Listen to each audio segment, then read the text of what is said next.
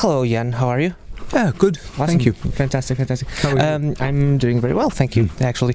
I'm just going to start this by saying that both Nônô and I, she's over there, and she's my sister, and she works with me, we were both long-time Matos on Mars fans.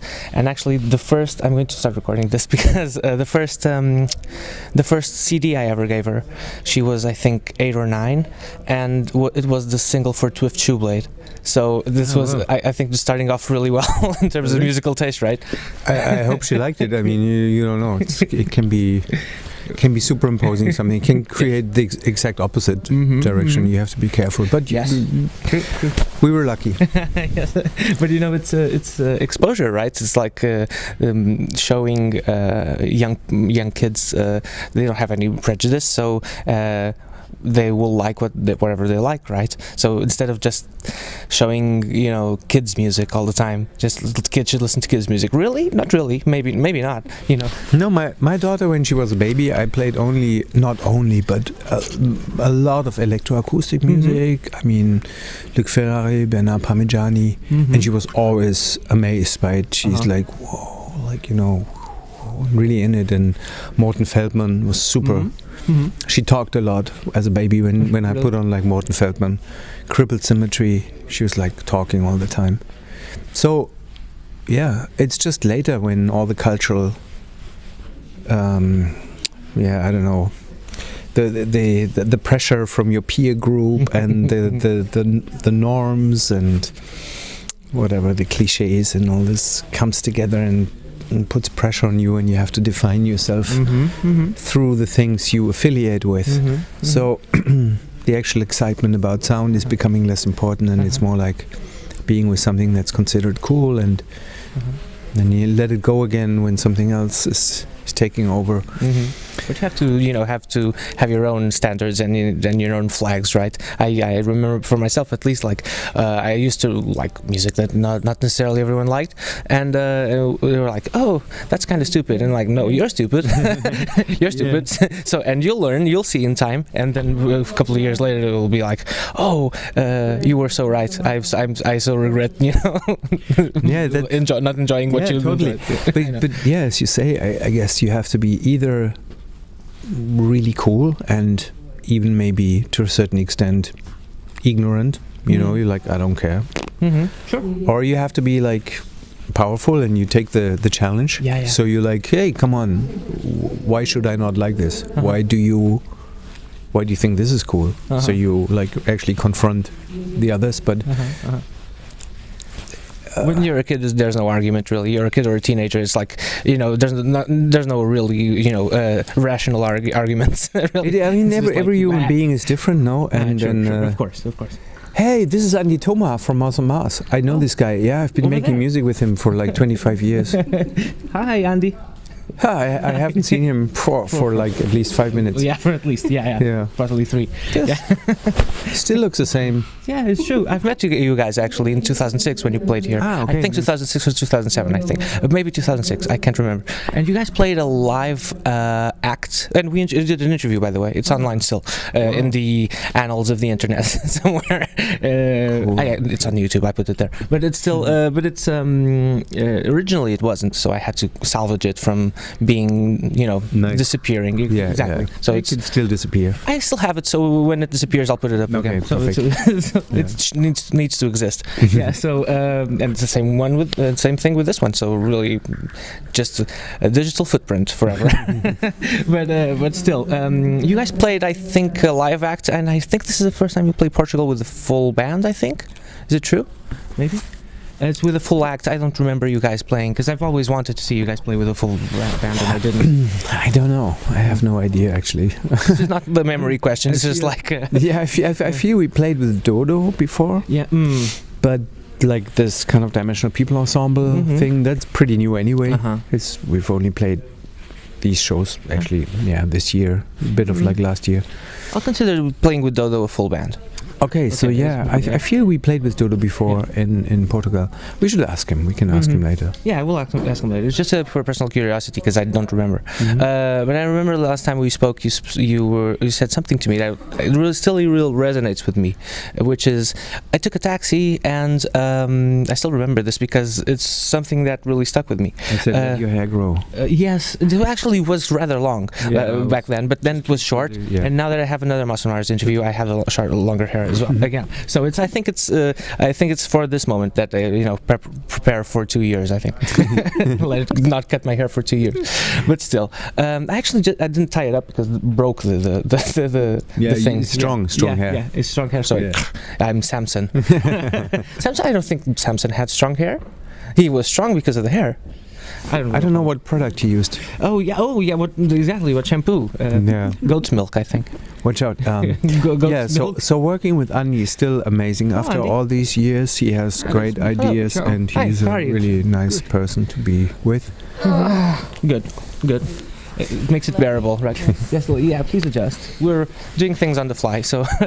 we don't have much time. Oh, really? Okay. So, unfortunately, with me, everything takes forever. Just because I know. But the last time we spoke, you said something that... Because we did an interview back in... already? Okay, yes, absolutely. Yes. But in 2006, when we spoke, you said something that in Portugal happens and nowhere really else, at least in Europe, happens, which is you get into a taxi and then Caetano plays, and Caetano Veloso, and you said that's wonderful about this country. Have you had any experience? What else did you listen? Did you take any taxis still and heard something cool on the radio over here? This time? Yes. What did we hear in the taxi yesterday? We didn't take many taxis. We had a ride from the airport last night, and there was no music. No music. Oh, totally. Okay. We have to try again. But today we had a ride to the public radio station, and the music that was in the taxi then was pretty conventional. It was just like it was like anything. Now a lot, right? But in the radio station, the interview, Andi was like, after we've done the interview, it's like, I don't know. Do you think the choice of tracks was like makes people like want to come tonight? It was like rather mellow, and I thought, hey, relax. We're in Lisbon here. Like they know what they're doing. They can have all the whatever rave stuff on whatever radio stations or wherever in the There's in plenty the world. of offer. Yeah, for sure. Half of them are the same, but still, it's like the same thing everywhere, I believe. Yeah, really a great radio, but still. You guys, have you played with all the collaborations on stage? Have you managed to do that? Yes, I think we played with everyone who was on the record, except Ensemble Musikfabrik, which is a new music ensemble from Cologne.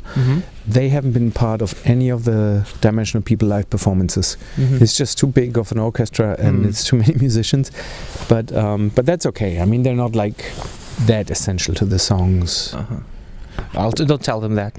No. They're in the diffusion, in the multi-channel installation version. And they're obviously on the record, but for live they were not. We played with more people than there are on the record. Actually, there's a few people we haven't. Dodo hasn't played on the record. Oh, yeah, really? I think he was busy. He was busy with, I don't know what he did actually. He built a house somewhere else. Yeah, I think he. I thought he always played with you. I thought he was the top priority. I'm messing with band politics. He always plays with us, but he's not on that record. But doesn't. For some reason. Who cares? Okay, who cares? Yeah. He'll play. He's here now, so it's all fine. But still, but have which one of the collaborations was like the most surprising? Because there were so many. You probably get collaboration questions all the time, and I try not to ask the same questions everyone does. But so was there one that was particularly different than you expected? Because people kind of seem to be very clearly themselves on the record. Like, for instance, Spank Rock is Spank Rock, and Amanda is Amanda, and Amanda Blank, and Justin and Zach, and they're all very much. You can tell it's them, right? I mean, amazing was when Swamp Dog on the festival in Eaux Claires on the festival. His part was amazing because he was just telling his story, but in a different way, like he did on the record. But then he just, because of his appearance, and the way he was talking, the whole thing was like a slow motion soul song. So it became kind of that, and I was very within the concert I was really like, wow, what is this, because there was a guitar player, and he plays with Swamp Dogg a lot, and then suddenly he played some kind of soul riffs, but not like rhythmically, just from time to time. And there was the saxophone player of Bon Iver, Mike Lewis. And the guitarist is Jeremy Ilsaka. Okay. And they just did their thing, and I just I put everything. So put everything out, and we just let them do their thing, and it was magic. Also, awesome. The recording we got from that is super nice. But with Swamp Dogg, was this for the resume track? Okay. So we did something very different to them. It was really his moment. It was Swamp Dogg's moment. He was on stage and he was like, it was a gospel. He was preaching to. Yeah. Wow. He just took over. It was a very weird concert. It's probably one of the reasons why there is no Eaux Claires festival next year, because they programmed us on the main stage and the last show that night, and people were like, what are we supposed to do? Whereas, do you have a lead singer or anything we can affiliate with? Are we allowed to see the musicians? Everything was dark, and we had Mogstar doing camera feedback, so he had like a huge. He was on stage. He also performs with Swamp Dogg. He does all his like kind of social media video documentation. He's an amazing character, and we asked him, hey, can you film the show while we play it? And the idea was he would be on stage and be one of the musicians with a camera, and the camera feed would go onto the screen. So he films, obviously when he films the screen, there's constant feedback. And really he was like, yeah, sure, I'll do it. And then the technicians of the festival, because it was such a big stage and such a huge screen, they got him a professional TV camera, which is super heavy. So he was totally excited for the first 20 minutes.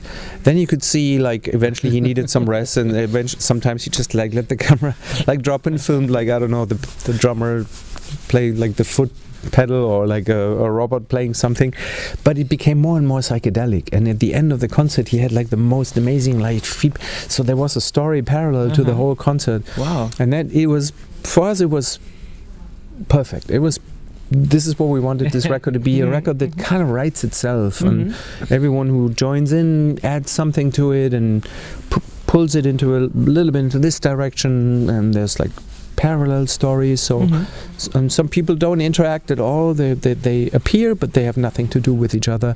And some really respond to what someone else has done before. And it was really nice to create this kind of situation, to be able to offer such a space. But we were guests on our own record too. Like some of the people who joined the Dimensional People story, they were very influential. They were like, oh, you have to meet this musician. Or like Justin Vernon, he was like, you have to meet whatever, like Swamp Dogg's coming in tomorrow. You should really. We were in his studio hanging out and recording, and he kept people like Oh, you went to his studio? Yeah, we recorded a big part of the album at April Base, which is his studio. It's not just one studio, it's a house in the countryside with like a pool with like lots of frogs and tadpoles, and we really love the tadpoles. And what? Kois. Kois? Kois? Tadpoles are kois? No, what's a koi? No, the fish. Oh, the koi fish. I never saw one. And they eat the frogs or something. They get too big. They're huge. Carnivorous, I think. Like this. Oh, wow. Some of them are. Yeah, some of they're carnivorous. I really affiliate pigeons. with the frogs. I'm sorry, what? I really affiliate with the frogs. The frogs are amazing. They're so cool. They're on the record also. Yeah. Really? I didn't listen. I didn't hear them. I mean, I listened to the record a bunch of times. It's in the song. It's in the song where Eric D. Clark is doing the vocals. Eric D. Clark, he's the guy who did the From Disco to Disco, the song. Oh, was he? Yeah, it's him. Yeah. I remember that track completely. Yeah. I think we had that. I think. Yeah. And then we Whirlpool Productions wasn't it? Whirlpool Productions, right? Yeah. And 2 weeks ago we played in Berlin, and he did an amazing performance. It was also one of my favorite performances when he he was on stage. He was like, "Oh my God, what shall I wear?" So, and then he's the most flamboyant. He didn't come for soundcheck because he hadn't chosen his outfit yet. Oh, yeah, but then he came for the concert. And he was like, he was a prince from outer space. Yeah. So it was worth it. Absolutely. I mean, whatever these people choose to do, we're just like, we just try to prepare everything as well as we can, and it's still chaotic, and we ask a lot of patience from our guests, so they can ask the same from us. And about everyone, how do you place 50 people on a live show? How do you? They have to come and go, and it depends on the size of the stage. Yes, you pack them in little small. yeah. They sometimes you have to stack them up. Yeah, the strong ones on the bottom, and then you pile up like according to weight, and the lightest one on top. You could do holographic representations, but this has been done. So us. Yeah, that would be nice. Of yourselves, yeah, and the guests would be the guests. Now it was amazing. Lisa Hennigan. I just saw Fargo again, like the Coen Brothers series on Netflix. I've only seen the movie, so I haven't seen the series yet. Yeah, there's like a couple of sequels, and there's this part where they're like in this on the hacienda of the Gerhards, like this German mafia family, and then she sings like, "What's this boy? Blah blah blah boy." It's like this hymn. Ah man, it's just such a famous song, and I hear her voice.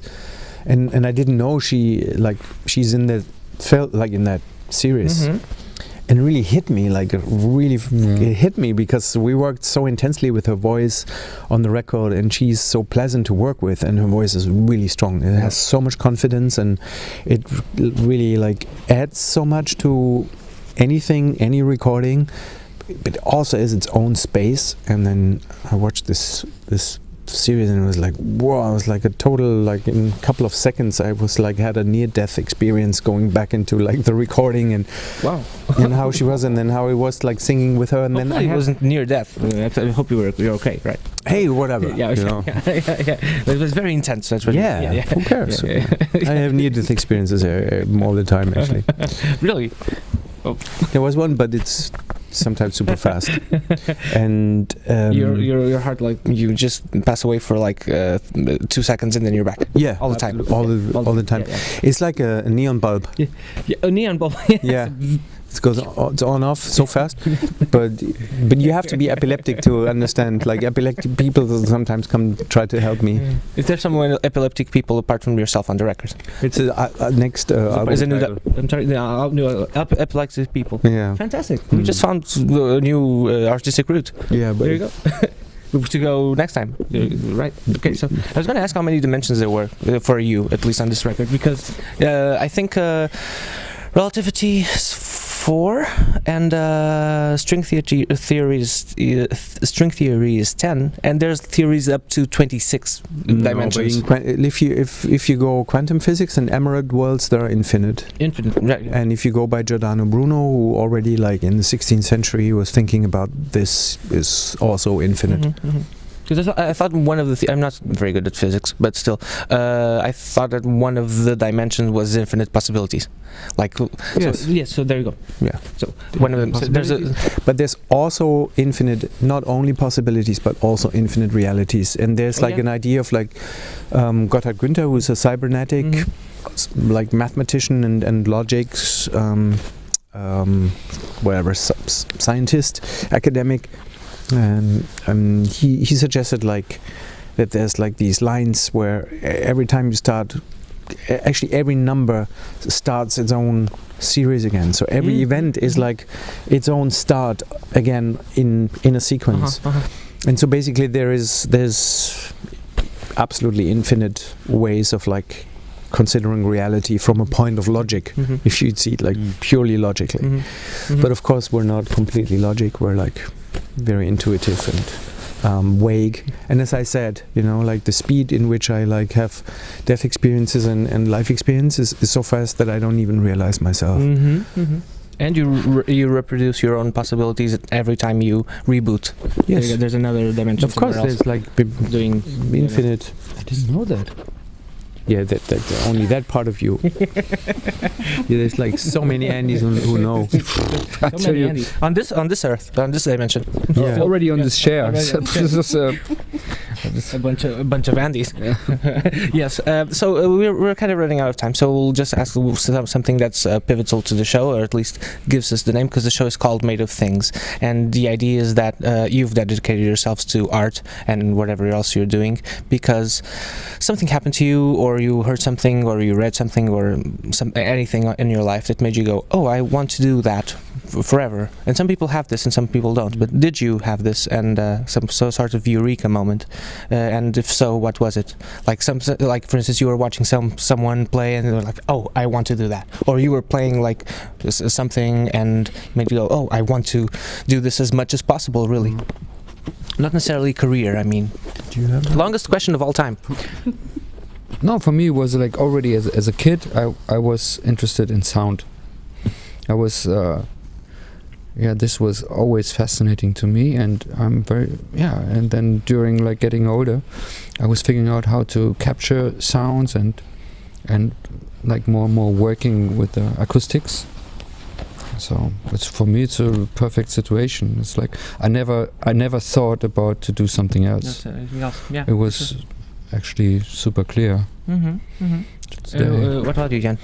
I think for me it's more complicated. I wanted to do a few things and never really felt good about it, so I actually stopped wanting to do certain things, and music was the best area for me to not wanting too much. When I start wanting something, it's usually it's not such a good, doesn't have such a good end.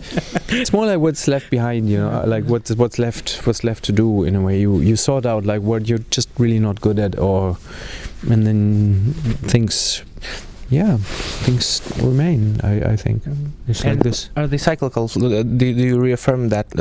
Does this reaffirm itself? I hope at least, because you're artists and so. But for instance, when you're recording something new or playing live, does it make you? Do you get extremely happy that you're doing this? Yeah, there's definitely euphoria and adrenaline. I think it happens with everything that happens obviously right in that very moment. If you go fishing, or you like go out, have a few beers and start a fight, or if you, I don't know, grow some guppy fish and or grow fish that fight, for instance. It's koi fish. You bring it all together. Yes. Or eat pigeons or something. Yeah, that's like super next level. Yeah. That's very high state of consciousness. Okay, thank you guys. So thank you so much for your time and talking to me once again. Yeah, absolutely. And it's funny because did you also do the interview like last time together? No, she wasn't doing this with me. Where were you there? You were living. I think she was in San Francisco. Or Italy. No, San Francisco. Yeah, I think so. Funny. Already. Yeah. So she wasn't doing. So what do you do? Like it was a different show, not the same show. Yeah. But what do you do for a living? This. Yeah. Okay. Right now, this. I used to have other jobs, but I came back to photography eventually. Okay. Yeah. Nice. And you? I do this as well. I host shows. I've done on stage hosting and TV and mostly online, but also TV. I used to host this weekly show for new talents, new bands, new alternative bands in Lisbon for like 4 years maybe. Yeah. But I've I started doing TV early in my career, but I've been doing online since it kind of started. Like my first video project started in the same month as YouTube. So back in February 2005. So it was we were doing still streaming video. You guys remember that you wanted to just watch something online. You had to, if it broke down, you had to watch it from the beginning. Still 150 bytes per second, kilobytes per second, which was really poor. So yours was in the phase that was 750 kbytes per second. So under a mega. So it was already Flash video when we did yours. Cool. So but the first ones were really media player, so really terrible. Thank you guys. Yeah, thank you once again. This is awesome. Very sweet. Oh, thank you. Oh, well. And you as well. I knew this already because I remember.